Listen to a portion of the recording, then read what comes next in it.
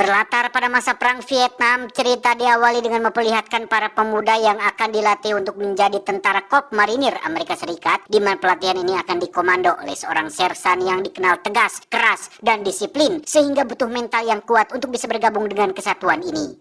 Because I am hard, you will not like me. And you maggots understand that. Yes, sir! Sir, yes, sir!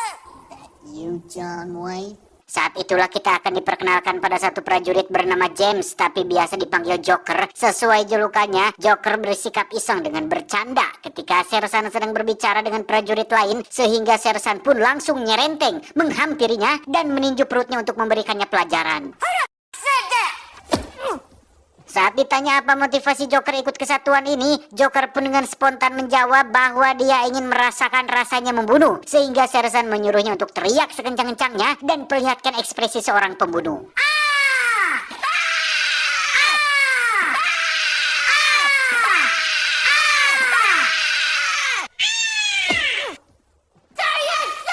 Dari sekian banyak calon prajurit, ada satu pemuda bernama Leonard yang bersikap cungah-cangeh alias senyum-senyum sendiri, nampak seperti menyepelekan dan merendahkan sersan, padahal tidak bermaksud seperti itu, sehingga sersan menyuruhnya untuk balem dan hilangkan senyuman itu dari wajahnya. 1, 2, 3. So I can't help it. Dan ya, Leonard ternyata adalah seorang pemuda yang mohon maaf bisa dibilang memiliki kecerdasan yang rendah, atau dalam bahasa ilmiahnya biasa disebut dengan geblah-gebloh atau boloho. Namun sersan yang punya banyak pengalaman dalam menghadapi orang random tentu sudah punya cara tersendiri untuk mengatasinya. Salah satunya adalah dengan mencekik leher prajurit tersebut sampai hampir kehabisan nafas.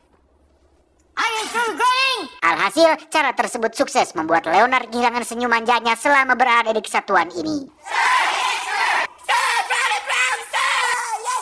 2 minggu berlalu, mereka terlihat sudah bisa melakukan gerak jalan dan baris berbaris dengan rapi dan kompak, sampai sersan menyuruh mereka untuk angkat senjata dan letakkan di bahu kiri. Leonard lagi-lagi melakukan kesalahan fatal yang membuatnya harus mendapatkan sebuah hukuman.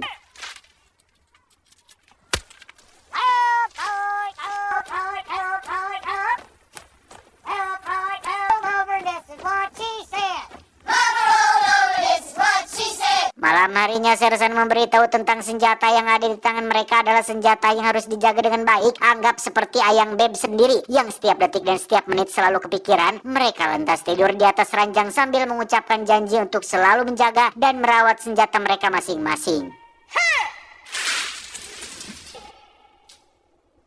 Beberapa hari berlalu, para kandidat pun memasuki tahap pelatihan fisik, yang di sini Leonard kembali menunjukkan kelemahan dan kemelehoyannya ketika fisiknya belum siap ditempa dengan pelatihan keras seperti para prajurit yang lain.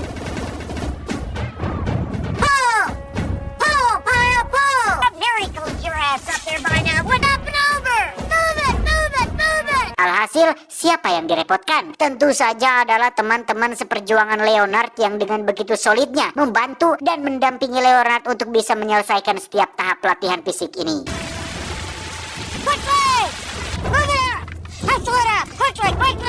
Sebagai orang yang ditunjuk sebagai komandan skuad, Joker bertanggung jawab atas semua rekan-rekannya yang lambat dalam belajar, yang sudah tidak perlu ditanyakan lagi. Leonard adalah satu-satunya prajurit boloho yang mendapat treatment khusus, sehingga Joker harus berulang-ulang kali menjelaskan dan mempraktekkan apa saja kewajiban mereka di barak pelatihan ini.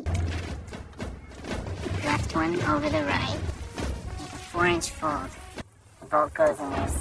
Beberapa waktu berlalu, Leonard akhirnya menunjukkan kemajuan yang cukup signifikan berkat didikan dari seorang Joker, sehingga untuk sementara waktu sersan bisa menghemat tenaga dan darah tingginya untuk hal-hal yang lain.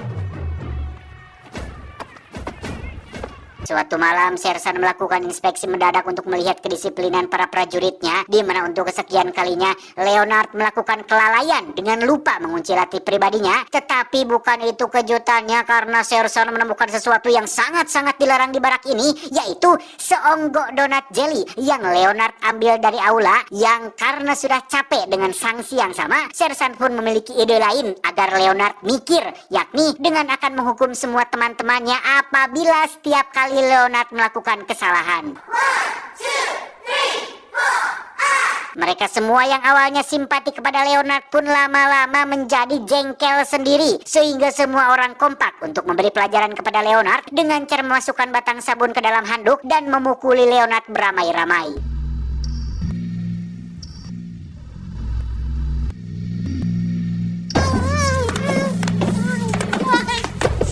Sejak malam itu sikap Leonard tiba-tiba menjadi aneh dan sering bengong sendiri dengan tatapan mata yang kosong. Bahkan Joker sempat memergokinya berbicara dengan senjatanya, yang hal itu cukup menimbulkan pertanyaan tersendiri tentang apa yang sudah terjadi kepada si Leonard ini.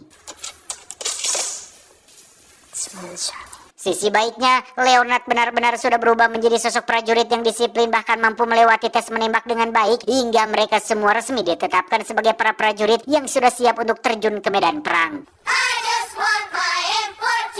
Today, you are Marine. Living, ladies. Kill, kill, kill. You will all be able to do the same thing. Suatu malam ketika semua orang sudah tidur, Joker benar-benar terkejut oleh sosok Leonard yang sedang duduk sendirian di toilet sambil memegangi senjata miliknya, di mana dia tiba-tiba berteriak sambil melakukan gerakan disiplin hingga membuat semua orang bangun dari tidurnya.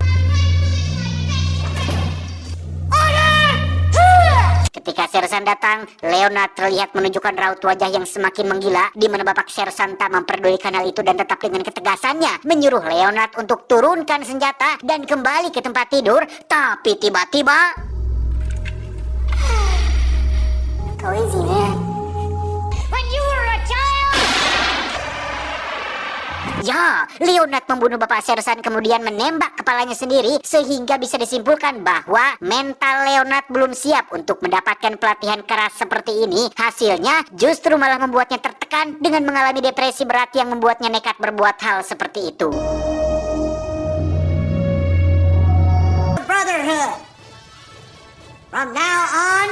Bertahun-tahun kemudian, Joker kini bertugas di Vietnam sebagai jurnalis militer yang akan meliput dan membuat berita mengenai kondisi dan situasi yang terjadi di medan perang, di mana wilayah tempatnya meliput nampaknya tidak perang-perang amat. Bahkan Joker dan rekannya yang bernama Raptorman ini masih bisa ngopi di pinggir jalan tanpa khawatir atau takut akan ada serangan mendadak atau rudal yang tiba-tiba jatuh dari atas atau terjadi sesuatu situasi yang tegang yang beradrenalin. Sekalipun ada ketegangan, itu hanya diakibatkan oleh tindakan kriminal biasa seperti saat kamera milik Raptorman dirampas oleh seorang begal yang mendedikasikan hidupnya untuk kungfu ala Stephen Chow.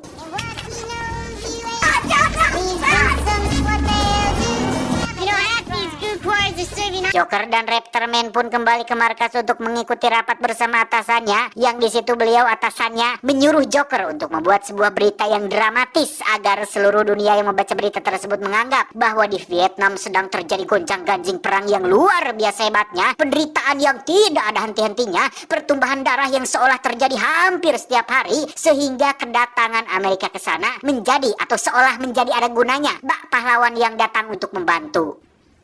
Joker, I've told you we run two basic stories. Faktanya, situasi di Vietnam tidaklah separah itu. Orang-orang pribumi di sana justru malah santai-santai saja menjalani aktivitas mereka secara normal. Yang riweuh dan ribet sendiri justru malah tamu dari luar, yakni tentara Amerika sendiri. Sehingga Joker yang menyadari propaganda ini pun sempat menolak untuk mendramatisir cerita di dalam beritanya. Namun karena ini adalah perintah atasannya, dan atasannya atas perintah dari bosnya, dan bosnya atas perintah dari pemerintah, dan pemerintah atas perintah dari oknum-oknum pemimpin yang tidak bertanggung jawab dan hanya mementingkan kepentingan dan keuntungan pribadi. Alhasil, Joker yang hanya seorang bawahan dan tak punya power pun hanya bisa manut-manut saja dengan perintah atasannya tersebut. Tepat pada malam perayaan kembang api terjadi ketegangan saat tentara Vietcong menyerang markas mereka. Entah Vietcong atau hanya akal-akalan mereka saja, tetapi Joker terpaksa melepaskan peluru full metal jaketnya untuk membantu rekan-rekannya mencegah musuh memasuki markas ini.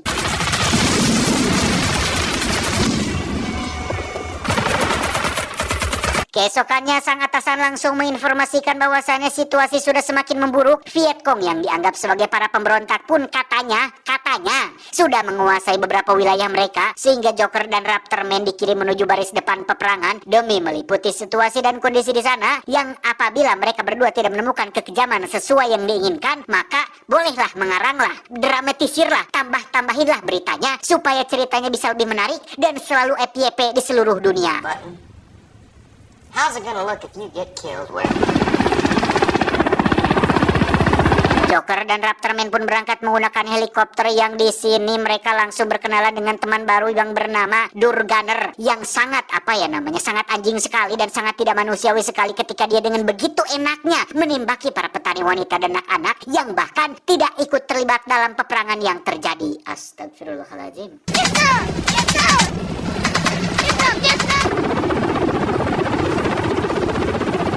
Setelah turun di titik aman pendaratan, Joker masih harus berjalan kaki menuju garis depan yang di situ dia sempat teralihkan oleh penemuan beberapa mayat warga lokal Vietnam yang katanya sengaja dibantai oleh pasukan NVA atau North Vietnam Army, di mana sebagian besar mayat-mayat ini adalah para pegawai sipil seperti guru, kades, petugas pajak, dan lain-lain. Tak lama, seorang komandan di wilayah ini pun menghampiri Joker untuk bertanya tentang apa maksud Joker menggunakan helm bertuliskan Born to Kill tapi memakai pin berlambang perdamaian. Menurutnya kedua hal tersebut sangat kontradiktif alias bertolak belakang, sehingga Joker diperingatkan untuk jangan main-main dan seriuslah dalam menjalani tugas sebagai seorang prajurit.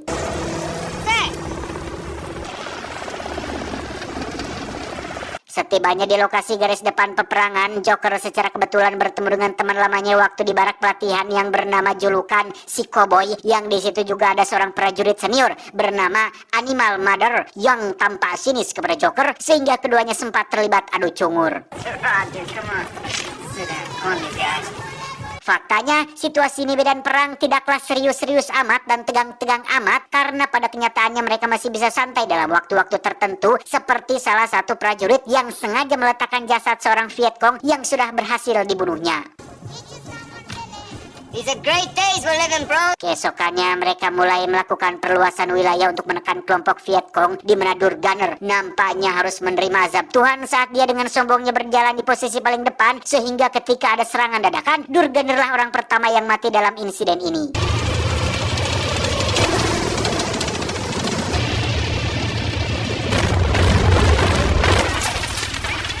Rupanya musuh saat ini berada di dalam sebuah gedung kosong, sehingga dengan jumlah dan persenjataan lengkapnya, Joker dan kawan-kawan berhasil memukul mundur kelompok Vietcong tersebut.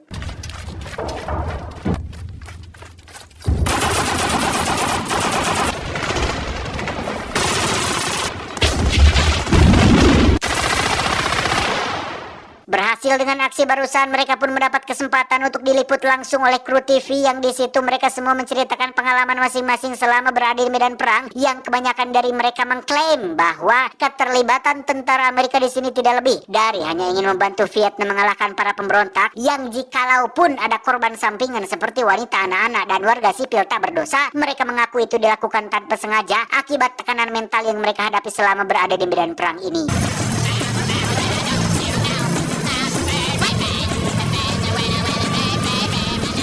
Dan ya, dalam waktu senggang dan hitung-hitung merayakan keberhasilan, para prajurit ini terbiasa memanfaatkan waktu singkat tersebut untuk melepaskan hormon-hormon jangar di kepala mereka dengan cara mengundang seorang perempuan asli Vietnam untuk sesuatu yang pasti Anda semua yang menonton sudah paham lah. Inilah jeleknya negara barat. Mereka memiliki suatu kebiasaan buruk yang sulit dihilangkan. Niat mereka kesini adalah untuk membantu warga sipil memerangi pemberontakan dan demi keadilan dan membela kebenaran. Alangkah baiknya apabila niat baik tersebut diiring dengan perilaku yang baik juga, tetapi kembali lagi, itu hak mereka, kehendak mereka, tapi ingat, ada zat yang tidak pernah tidur dan selalu memperhatikan dan melihat apapun yang kita lakukan. Hey, I won't be long. I'll skip the foreplay. Singkat cerita, pasukan garis depan ini pun tiba di kota yang disinyalir menjadi sarang para pemberontak, di mana salah satu prajurit pun tewas terkena ranjau yang membuat Joker dan kawan-kawan menjadi agak ketar-ketir. He's dead.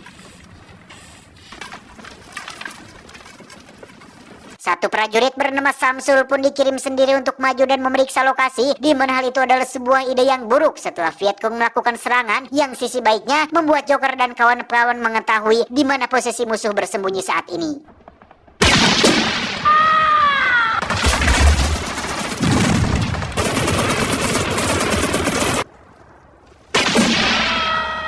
Dan ya, melihat kawan-kawannya mati, Animal Mother sang brutal pun maju sendirian dengan senjata beratnya, di mana aksi tersebut memberikan kesempatan untuk yang lain bisa maju dan merangsak masuk ke gedung tempat musuh bersembunyi.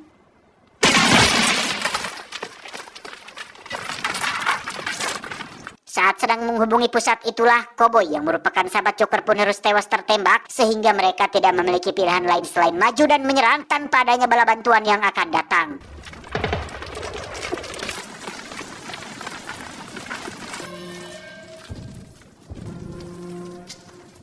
Joker yang sudah masuk ke dalam gedung pun mendapat peluang untuk menembak seorang Vietcong yang sedang sendirian. Namun karena Joker memiliki rasa simpati lebih tinggi daripada yang lain, dia malah diserang duluan, meski akhirnya si Vietcong ini berhasil dilumpuhkan oleh prajurit yang lain.